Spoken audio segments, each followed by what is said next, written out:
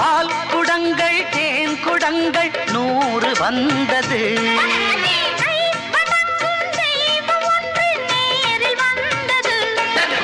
பூவாரம் இனி சூட்டுங்கள், கற்பூரம் இனி ஏற்றுங்கள்.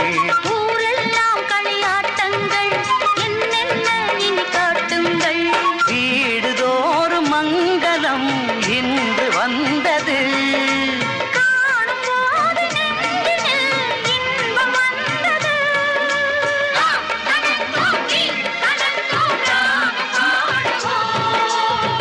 மழை மேகம் தங்க மழை தூக்கிடு நாளா